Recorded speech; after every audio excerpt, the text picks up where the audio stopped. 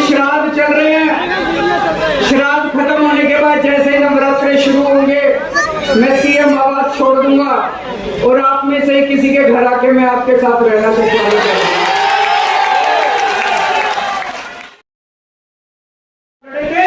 देश में साबित कर दिया कि ईमानदारी से चुनाव लड़े जा सकते हैं।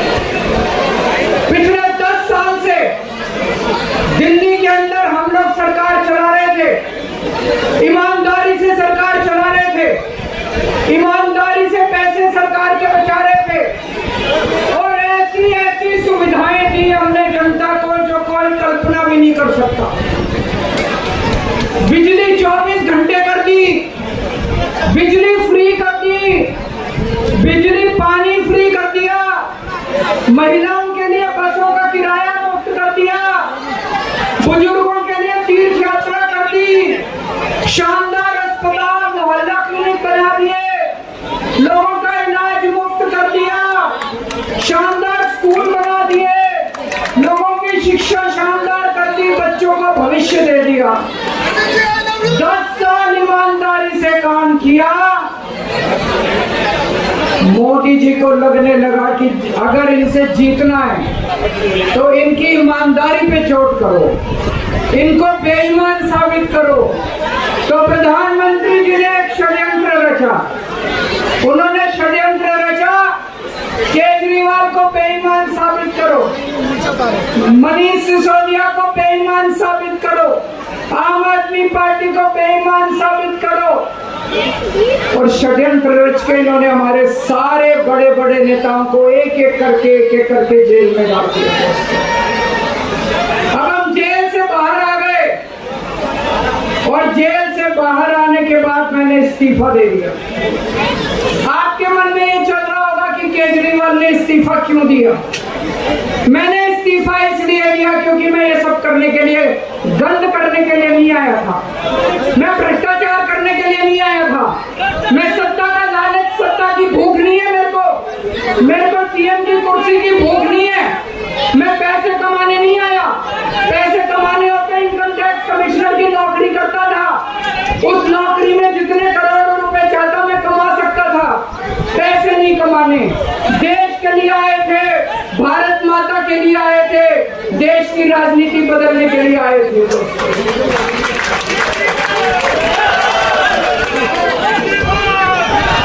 इन नेताओं को फर्क नहीं पड़ता, इन नेताओं की मोटी चमड़ी है, इनके ऊपर जितने मर्जी आरोप लगते हैं, इन नेताओं को फर्क नहीं पड़ता। दोस्तों, मैं नेता नहीं हूं, मेरी मोटी चमड़ी नहीं है, मेरे को फर्क पड़ता है। मेरे पे जब ये कीचड़ फेंकते हैं बीजेपी वाले, मेरे को जब ये चोर कहते हैं, मेरे को जब ये भ्रष्टाचारी कहते हैं, मेरे को जब ये गाली देते हैं, मेरे को फर्क पड़ता है। आज मैं बहुत दुखी हूँ, आज मेरी आत्मा पीड़ित है, मैं अंदर से बहुत दुखी हूँ और इसीलिए मैंने इस्तीफा दिया। मैंने अपनी जिंदगी में केवल इज्जत कमाई है, मैंने अपनी जिंदगी में केवल ईमानदारी कमाई है। मेरे बैंक में कोई पैसा नहीं है, मेरी पार्टी के बैंक में कोई पैसा नहीं है, मैंने केवल इज्जत कमाई है। आज 10 साल के बाद जब मैंने इस्तीफा दिया है, थोड़े दिन में मैं सीएम का बंगला छोड़ दूंगा। आज दिल्ली के अंदर मेरे पास घर ही नहीं है रहने के लिए। मेरे को कई लोग कहते हैं कैसा आदमी है यार तू, 10 साल राजनीति करी, 10 साल सीएम रह गया, 10 साल में तो 10 कोठियां बन जाती, 10 घर बन जाते, 10 प्लॉट बन जाते। मैंने कुछ नहीं कमाया 10 साल के अंदर, केवल आपका आशीर्वाद कमाया, आपका प्यार कमाया है 10 साल के। और उसी प्यार का नतीजा है आज जब मैं घर छोड़ूंगा, मेरे पास इतने लोगों के फोन आ रहे हैं, इतने लोगों के मैसेज आ रहे हैं, जी मेरा घर ले लो, मेरा घर ले लो, मैं किराया नहीं दूंगा, मेरा घर ले लो। मैं आप सब लोगों का शुक्रिया अदा करता हूँ। अभी श्राद्ध चल रहे हैं, श्राद्ध खत्म होने के बाद जैसे ही नवरात्रे शुरू होंगे मैं सीएम आवास छोड़ दूंगा और आप में से किसी के घर आके मैं आपके साथ रहना चाहूंगा।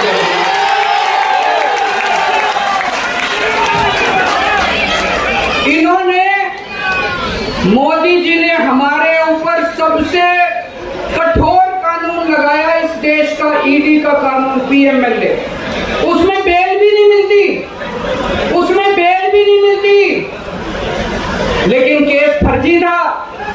मैं शुक्रिया अदा करता हूं सुप्रीम कोर्ट का, उन्होंने हम सबको बेल दे दी, क्योंकि उनको भी पता था कि केस खत्म है, केस बेकार है। उन्होंने हम सबको बेल दे दी।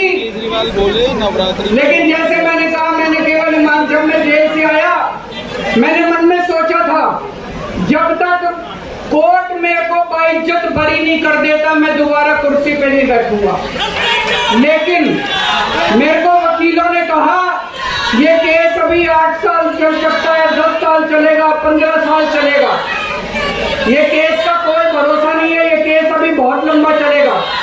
तो मैंने तय किया मैं अपनी जनता की अदालत में जाऊंगा, जनता से पूछूंगा कि जनता मेरे को बताए कि मैं बेईमान हूं कि मैं ईमानदार हूं।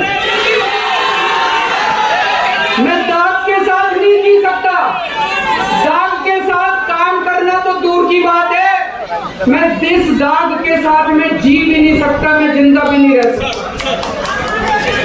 मैं आपसे पूछना चाहता हूं, अगर मैं बेईमान होता, क्या मैं दिल्ली में बिजली फ्री कर सकता था? दिल्ली में बिजली फ्री करने के 3000 करोड़ रुपए लगते हैं। अगर मैं बेईमान होता, ये 3000 करोड़ रुपए खा जाता, बिजली फ्री करने की क्या जरूरत थी? अगर मैं बेईमान होता, क्या मैं महिलाओं का किराया फ्री करता? क्या जरूरत थी फ्री करने की? पैसे खा जाता सारे।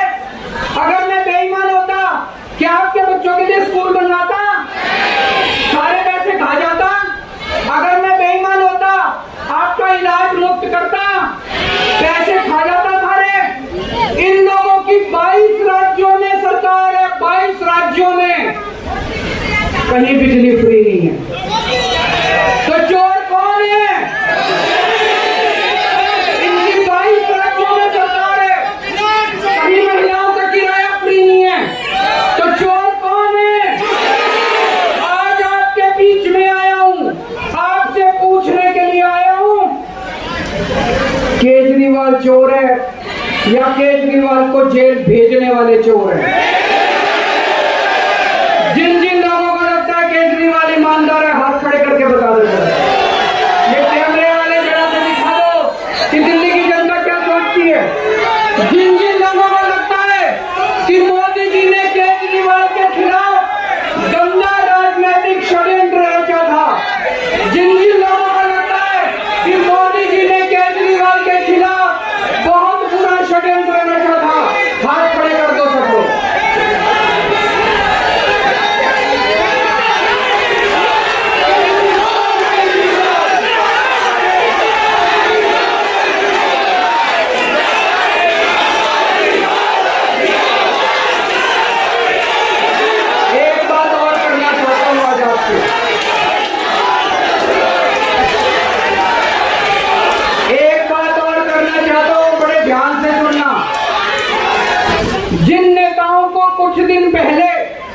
मोदी जी ने खुद सबसे भ्रष्टाचारी बोला, जिन नेताओं को अमित शाह जी ने खुद भ्रष्टाचारी बोला, कुछ दिन के बाद उनको बीजेपी में शामिल करा दिया।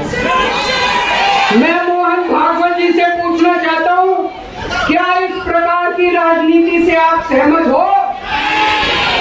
क्या आपने कभी ऐसी बीजेपी की कल्पना की थी?